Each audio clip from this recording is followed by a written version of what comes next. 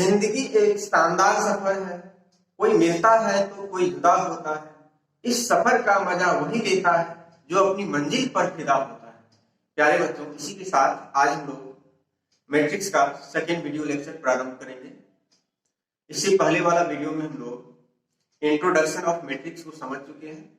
आज उसी को कंटिन्यू करते हुए आगे बढ़ेंगे। आज सबसे पहले हम लोग डेफिनेशन ऑफ मैट्रिक्स को समझेंगे, तो ध्यान दीजिएगा। यहाँ मैट्रिक्स जो होता है, मैट्रिक्स में हम लोग देखे थे संख्याओं का सजावट होता है या कुछ फंक्शंस का सजावट होता है, और ये सजावट हमेशा रेक्टेंगुलर वे में होता है। तो ध्यान से यहां देखिए, matrix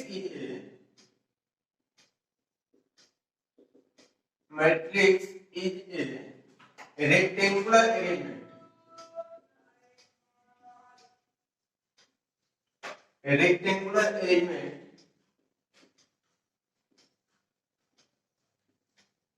Rectangular arrangement of numbers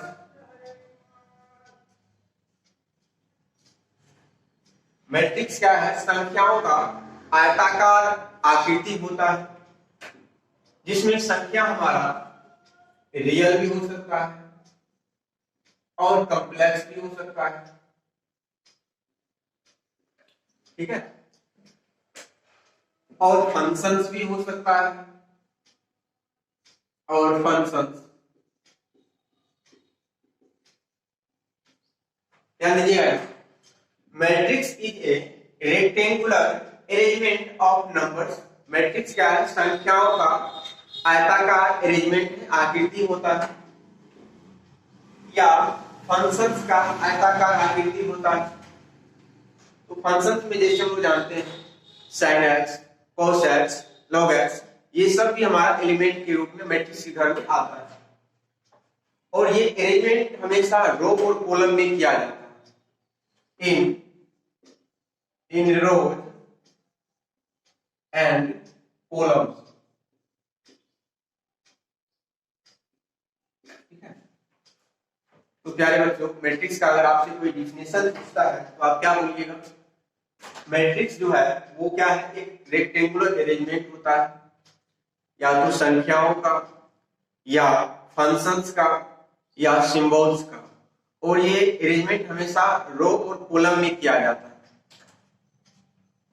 तो एक एग्जांपल देखिए यहाँ पे।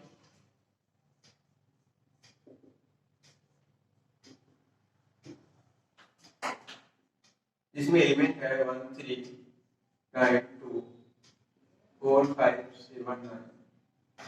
जैसे यहाँ देखिए, एक मैट्रिक्स है जिसमें क्या है? संख्याओं का आज सजावट किया गया, और ये सजावट हमेशा रो और कॉलम में किया जाता है। यहाँ पे अगर एलिमेंट के रूप में नंबर्स का यूज किया, यहाँ पे कुछ फंक्शंस भी आ सकते हैं, उसको भी हम लोग मैट्रिक्स ही कहेंगे। तो मैट्रिक्स की ये rectangular arrangement of numbers. Matrix जो होता है हमारा संख्याओं का या फंक्शंस का आयताकार आकृति होता है। ठीक है, और ये जो संख्या होता है या फंक्शंस होता है, ये हमेशा रो और कॉलम में ही लिखा जाता है। रो और कॉलम में ही संख्या या फंक्शंस को हम लोग लिखते हैं। यदि आप इसका स्क्रीनशॉट लेना चाहते हैं तो आप स्क्रीनशॉट ले लीजिए।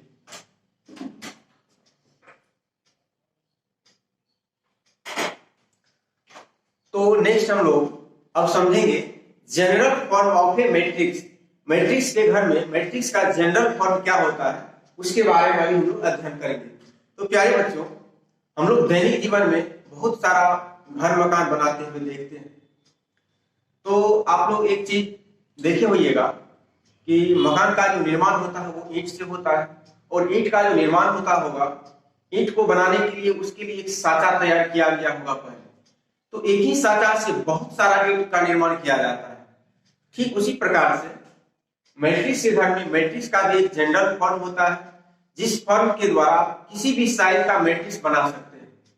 जिस प्रकार से ईंटा बनाने के लिए एक ही साँचा से बहुत सारा ईंटा का निर्माण किया जाता है, ठीक उसी प्रकार से मैट्रिक्स के घर में मैट्रिक्स का भी जनरल फॉर्म होता है, जिसके माध्यम से हम लोग डिफरेंट टाइप का मैट्रिक्स बना सकते हैं। आइए आज हम लोग समझते हैं general form of A matrix क्या होता है। तो ध्यान दीजिएगा यहाँ पर, अब इसको हम मिटा रहे हैं। अब आप लोग हेडिंग लगाइए, general form of A matrix. Matrix का जनरल फॉर्म क्या होता है?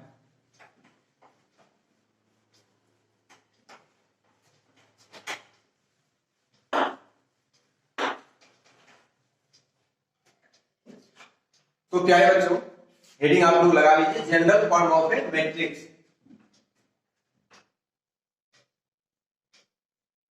General form of A matrix. Matrix का जनरल फॉर्म हम लोग अभी सीखेंगे। तो प्यारे बच्चों, आइए हम लोग समझते हैं। एक मैट्रिक्स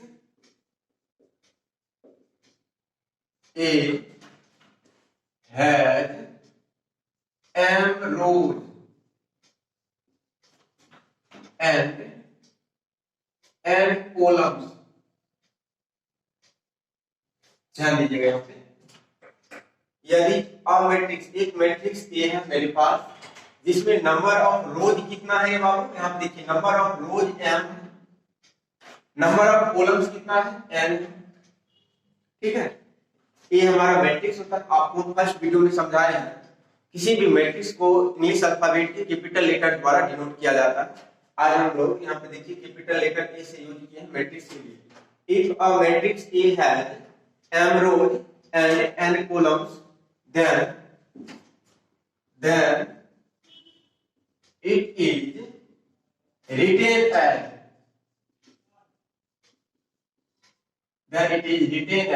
तब हम लोग इसको लिखेंगे कैसे?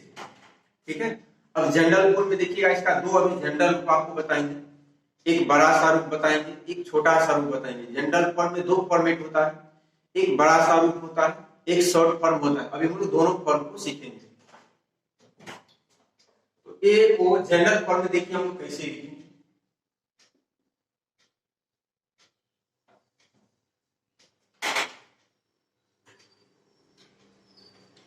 तो प्यारे बच्चों, जनरल फॉर्म में हम लोग एलिमेंट के लिए जो लेटर यूज करते हैं वो हमेशा, जनरल फॉर्म में एलिमेंट के लिए जो हम लोग लेटर यूज करेंगे वो हमेशा स्मॉल लेटर यूज करते हैं, और एलिमेंट के लिए जो जनरल रूप होता है हमेशा AIJ के फॉर्मेट में लिखते हैं।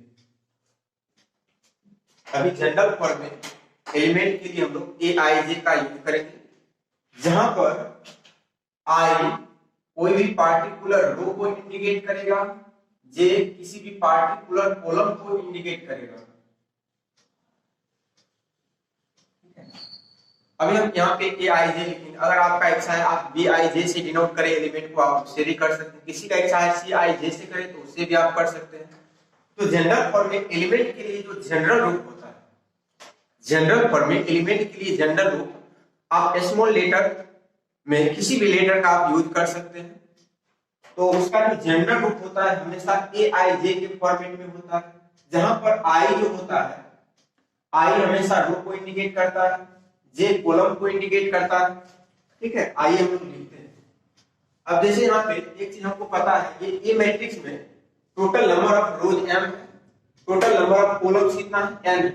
अगर हमको किसी मैट्रिक्स का रो और कॉलम मालूम होता है, उस मैट्रिक्स का हम ऑर्डर इजी वे में बता सकते हैं, रो बाय कॉलम बोलते हैं। यहाँ पे total number of rose m, total number of columns n है।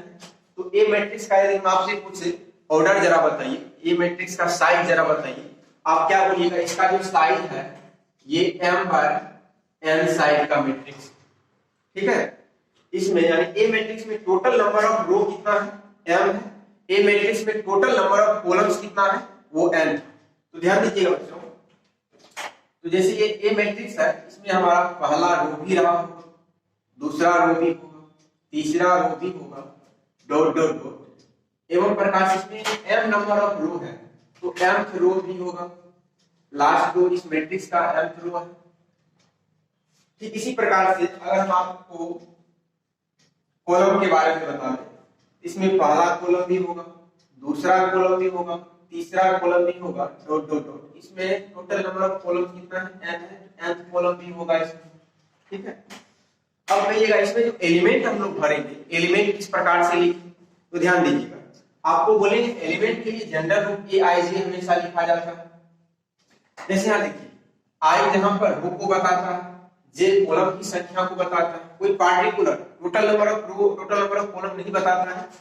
ये आई किसी पार्टिकुलर रो को इंडिकेट करता है, जे किसी पार्टिकुलर कॉलम को इंडिकेट करता है। तो यहाँ पे देखिएगा अभी कैसे, जैसे यहाँ पे हम फर्स्ट नंबर पे एलिमेंट लिखना चाहे, एक बात तो क्लियर है कि हम लोग ए लिखेंगे, उसके बाद आई को जे का वैल्यू रखेंगे। अब देखिए ये एलिमेंट हम लिख रहे हैं, अभी ये एलिमेंट हमारा फर्स्ट रो में लिखा रहा है और ये एलिमेंट हमारा फर्स्ट कॉलम में भी लिखा जा रहा है। तो फर्स्ट रो के लिए यहाँ पहला नंबर हम लोगों को क्या लिखना पड़ेगा, 1 लिखना पड़ेगा। और सेकंड देखिए यहाँ पे जे है, जे का मान भी आज हमको 1 ही लिखना पड़ेगा। अब कहिएगा क्यों, क्योंकि ये एलिमेंट जो है आपका पहला रो में भी है, ये एलिमेंट हमारा पहला रो में है और पहला ही कॉलम में है, इसीलिए यहाँ पे आई का मान भी 1 होगा, जे का मान भी क्या होगा, 1 होगा। आगे देखिए, जब आगे हम लोग एलिमेंट लिखेंगे तो यहाँ पे क्या लिखना पड़ेगा हमको, A1 2। अब कहिएगा A1 2 क्यों लिखें, क्योंकि ये एलिमेंट, ये जो एलिमेंट हम लिखेंगे ये भी एलिमेंट हमारा पहला रो में ही है, बट यहाँ पे जे का मान देखिए अभी हम 2 लिखे, जे का वैल्यू हम क्या लिखे 2 इसीलिए लिखे क्योंकि मेरा देखो कॉलम चेंज हो चुका है। ये हमारा पहला कॉलम था, ये हमारा दूसरा कॉलम है, ये हमारा थर्ड कॉलम है, dot dot dot nth column तक जाएंगे, ठीक है। तो ध्यान दीजिएगा यहाँ पर, अगर हम यहाँ एलिमेंट लिखना चाहें तो क्या हो जाएगा, A1 3। रो के लिए देखिए वैल्यू सब जगह सेम आ रहा है क्योंकि हम पहला रो में ही एलिमेंट अभी लिख रहे हैं, बट कॉलम मेरा बदलता जा रहा है, इसीलिए कॉलम का वैल्यू यहाँ पे हम बदल रहे हैं। पहले कॉलम का वैल्यू 1 था, यहाँ 2 आ गया, यहाँ 3 आ गया है, डॉट डॉट डॉट। अगर हम आपसे पूछे यहाँ देखो मेरा जो रो का वैल्यू है बदल नहीं रहा, रो सभी जगह 1 हो रहा है और बदल कौन रहा है, जे का मान बदलता जा रहा है, डॉट डॉट डॉट। अगर हम लास्ट एलिमेंट लिखना चाहें तो लास्ट एलिमेंट मेरा क्या होगा, इसमें देखिए n कॉलम तक ही है, n कॉलम तक ही है। अगर हम पहला रो में एलिमेंट लिखना चाह रहे हैं लास्ट पोजीशन पे, इसके लिए हमारा पोजीशन क्या हो जाएगा, A1n। A1n इसीलिए लिखे क्योंकि देखो ये हमारा पहला रो ही है, बट ये कॉलम जो है nth कॉलम है, इसीलिए nth यहाँ n लिखा गया। समझ में आता होगा आप लोगों को। जैसे हम लोग सेकंड रो में एलिमेंट लिखेंगे उसके लिए क्या लिखेंगे, आप ही लोग बताइए, आप लोग बोलिएगा।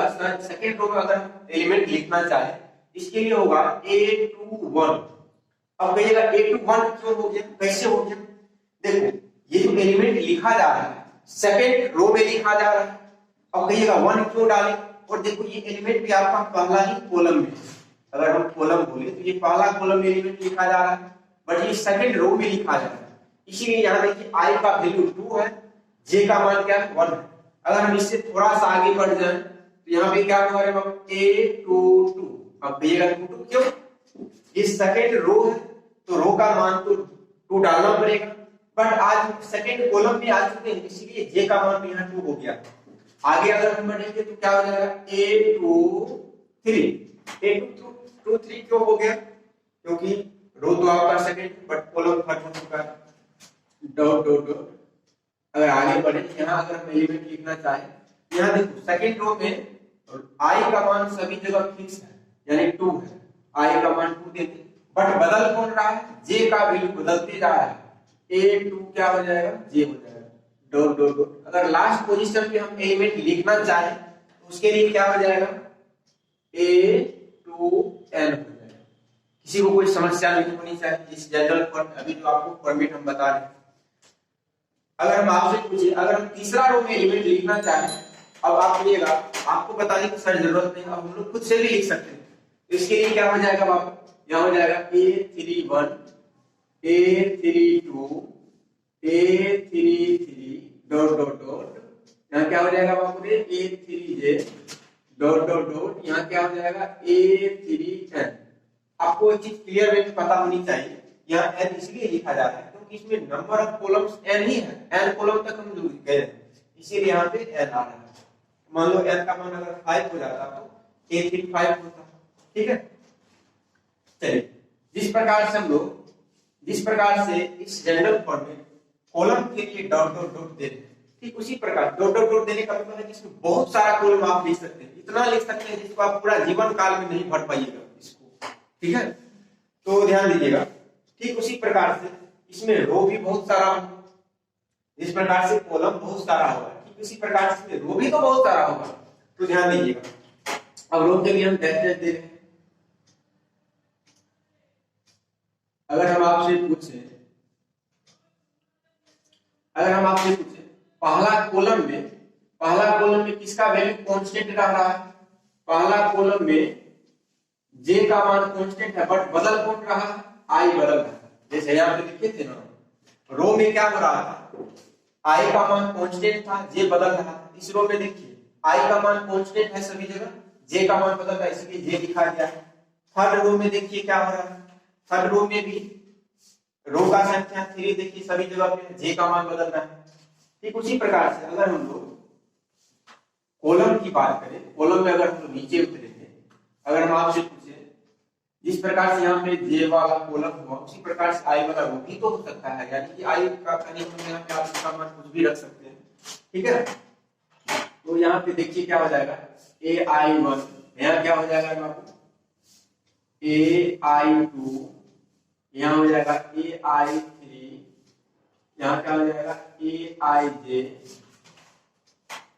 डॉट डॉट डॉट, यहाँ क्या हो जाएगा बाबू ने AIN। अगर हम आपसे पूछे लास्ट वाला रो में जब हम एलिमेंट लिखेंगे, लास्ट वाला रो में एलिमेंट आप किस तरह से लिखिएगा जरा बताइए आप। ये देखो mth रो है, इस प्रकार से लास्ट वाला कॉलम के लिए देखो यहाँ पे कॉलम के जगह सभी जगह LN आया है। ये लास्ट वाला रो में अगर हम एलिमेंट लिखेंगे तो लास्ट वाला रो में क्या हो जाएगा, आई का मान हमेशा क्या होगा, m होगा। यहाँ पे क्या हो जाएगा AM1 AM2 AM3 dot dot dot AMJ। अगर हम लास्ट एलिमेंट का पोजीशन आपसे पूछे क्या हो जाएगा AMN, इधर देखिए n आ रहा है, इधर n जा रहा है, AMN हो जाएगा। आशा है कि यहाँ तक आप लोगों को समस्या नहीं होनी चाहिए। एक बार हम थोड़ा सा रिकैप कर देंगे। और ये हमारा जो है मैट्रिक्स का जनरल रूप, ठीक है, जनरल रूप में मैट्रिक्स को हम इसी तरह से लिखते हैं। तो आपको बताया है जनरल फॉर्म में एलिमेंट के लिए जो जनरल रूप होता है वो AIJ होता है या BIJ होता है या CIJ होता है। जब एलिमेंट हम लोग लिखने जाएंगे तो फर्स्ट रो में तो एलिमेंट लिखेंगे, तो फर्स्ट रो में एलिमेंट जो लिखेंगे यहाँ पे I और J जो है ये पोजीशन बताता है। पोजीशन करने का मतलब ये होता है कि आप एलिमेंट किस रो किस कॉलम में लिख रहे हैं वो पोजीशन लिखिए। जैसे हम पहला एलिमेंट लिखेंगे तो पहला एलिमेंट के लिए हमारा जो रो होगा ये पहला कॉलम भी पहला होगा, इसीलिए A1 होगा। अगर यहाँ सेकेंड स्थान पर हम एलिमेंट लिखे बट ये एलिमेंट देखो पहला रो में ही लिख रहे हैं बट कॉलम बदल चुका है, सेकेंड कॉलम में चला गया, इसलिए जे का मान 2 हो गया। एवं प्रकार से आपको समझ में आ गया होगा इसमें चल क्या है, स्टोरी क्या है जनरल फॉर्म। जैसे यहाँ पे देखो हम आई काहे लिखे, अब कहिएगा यहाँ पे ये वाला लाइन है ना, ये समझ लीजिए, ध्यान से समझो। जैसे हम फर्स्ट कॉलम का बात कर रहे हैं, फर्स्ट कॉलम में देखो सभी जगह क्या हो रहा है, कॉलम में जे का मान सभी जगह फिक्स है, यहाँ भी फिक्स हो जाए बट बदल कौन रहा है, आई बदल रहा है, यहाँ पे आई क्योंकि चेंज हो रहा है इसलिए आई लिखा गया। फिर देखो सेकंड कॉलम में भी देखो कॉलम का संख्या 2, जे का मान सभी जगह फिक्स है, आई देखो बदल रहा है, यहाँ 1 है, यहाँ I2 हो गया, यहाँ I3, इसीलिए यहाँ पे आई रखा गया है, आई बदल रहा है। यहाँ भी देखो आई बदल रहा है, जे फिक्स है, यहाँ भी देखो आई भी बदल रहा है, जे भी बदलेगा इस प्रकार से, ठीक है। यहाँ देखो आई क्या हो रहा है, आई बदल रहा है, जे फिक्स है, जे यहाँ फिक्स कर दिया, आई बदल रहा है तो आई डालेंगे। फिर देखो यहाँ पे n सभी जगह कांस्टेंट है बट आई का मान बदल रहा है सभी जगह। अगर लास्ट रो का हम बात करें, लास्ट रो में क्या है, यहाँ mth रो है, m वाला रो, m वाला, जैसे यहाँ पे सेकंड रो था, सेकंड रो में सभी जगह क्या लिखे थे 2 2 2 डाल देते। अगर लास्ट वाला रो mth रो, मान लो यहाँ पे पांचवा रो रहा था तो A51 लिखते, A52 लिखते, A53 लिखते, A54 लिखते। यहाँ पे mth रो है तो AM1 लिखेंगे, AM2 लिखेंगे, AM3 लिखेंगे, AM4 लिखेंगे, ठीक है, एवं प्रकार से ए एम जे लिखेंगे, ए एम एन भी लिखेंगे, लास्ट में ए एम एन लिखेंगे, इधर से एन आ रहा है, इधर से एम जा रहा है, last element a m n हो जाएगा। यहाँ तक किसी को कोई समस्या नहीं होनी चाहिए। तो इसमें अभी 2-4 ऑब्जेक्टिव टर्म आपको समझाएंगे, पहले सुन लीजिए वो ऑब्जेक्टिव टर्म। अगर आपसे हम पूछे जरा बताइए किसी रो में, किसी भी रो का हम बात करें, किसी भी रो में किसका वैल्यू, यहाँ किसका वैल्यू कहने का मतलब आई और जे में आपको डिस्कस करना है, आई और जे। किसी भी रो में किसका वैल्यू 1 से बढ़ता है, तो जरा दिमाग लगा कर बताइए। यहां आप बोलिएगा सर रो में, किसी भी रो का अगर हम बात करें, रो में जे का मान 1 से बढ़ रहा है। देखिए यहाँ पे जे का मान 1 है, यहाँ पे 2 है, यहाँ पे 3 है, यानी कि जे का मान क्या हो रहा है, 1 से बढ़ रहा है। अगर हम आपसे पूछे किसी भी कॉलम में, किसी भी कॉलम में किसका वैल्यू 1 से बढ़ रहा है, कहिएगा सर किसी भी कॉलम में हम देख पा रहे हैं कि आई का मान 1 से बदल रहा है, क्योंकि फर्स्ट नंबर क्या होता है आई, सेकेंड नंबर जे होता है। देखिए यहाँ आई 1 है, यहाँ 2 हो गया, यहाँ 3 हो गया। किसी भी अगर हम कॉलम का बात करें तो कॉलम में क्या हो रहा है, आई का मान 1 से बढ़ता है, बट रो में अगर हम रो का बात करें, रो में क्या होता है, जे का मान 1 से बढ़ता है। इसी को इधर थोड़ा सा लिख देते हैं।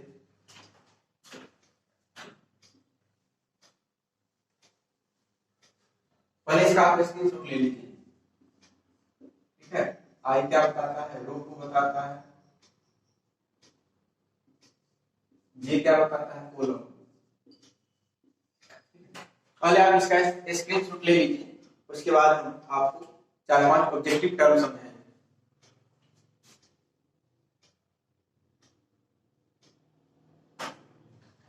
तो ध्यान दीजिएगा, ऊपर हम थोड़ा सा भी मिटा दें।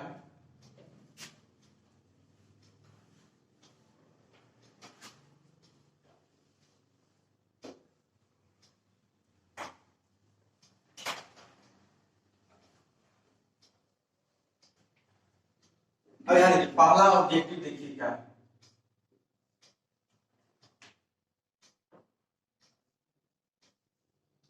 in any row dash is increasing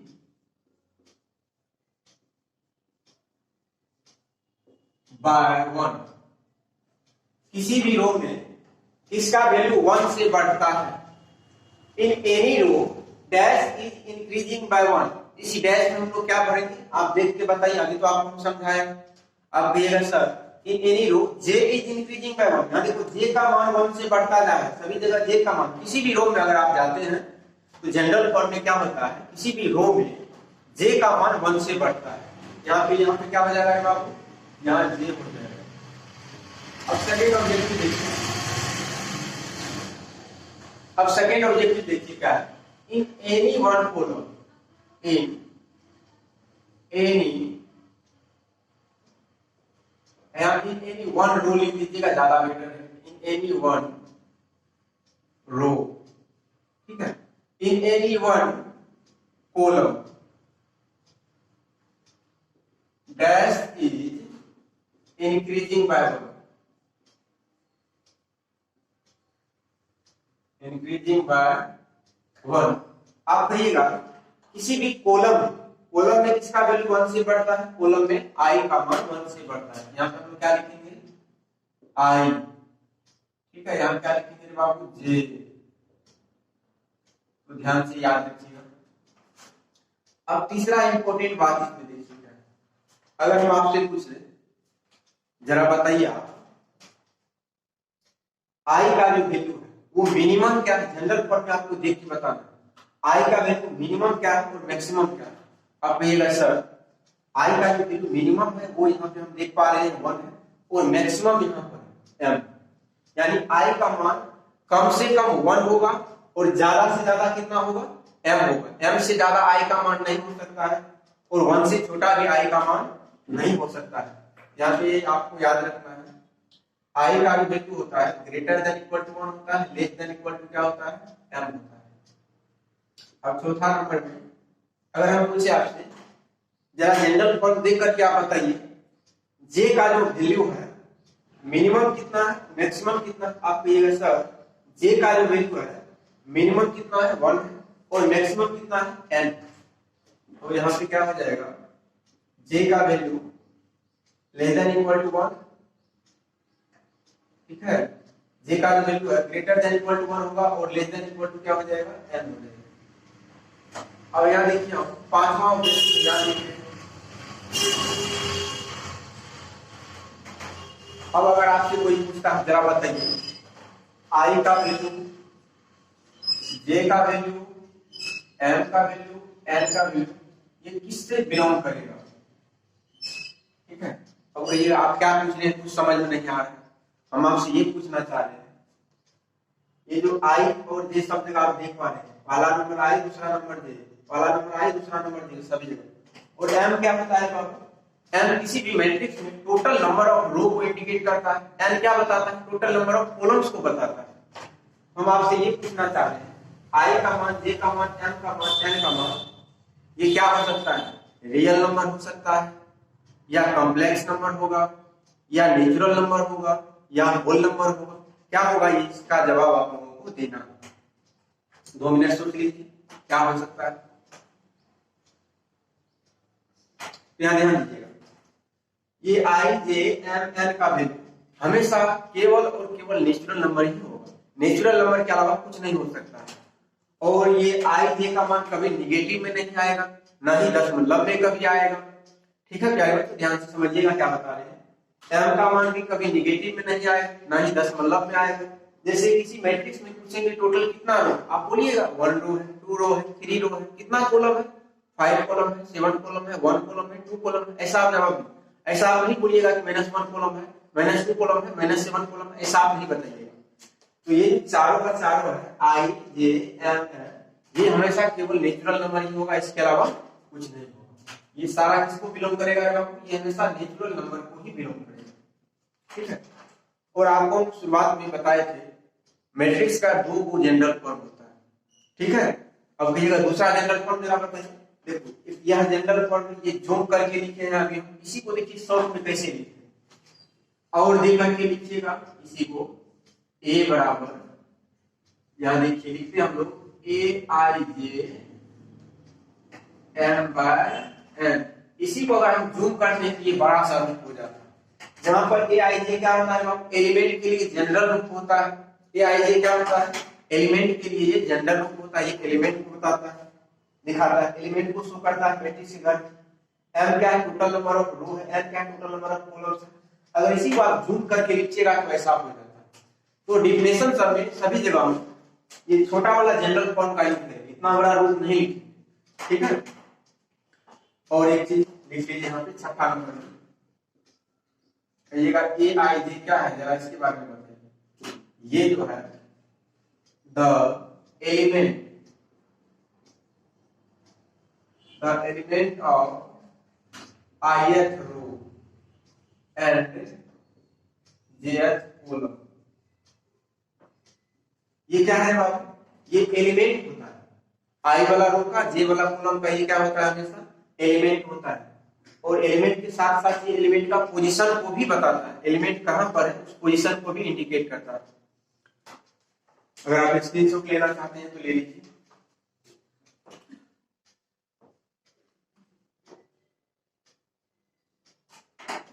प्यारे बच्चों आपको नोट्स अच्छे तरीका से बनाना ताकि आपको आगे सवाल बनाने में मदद मिले।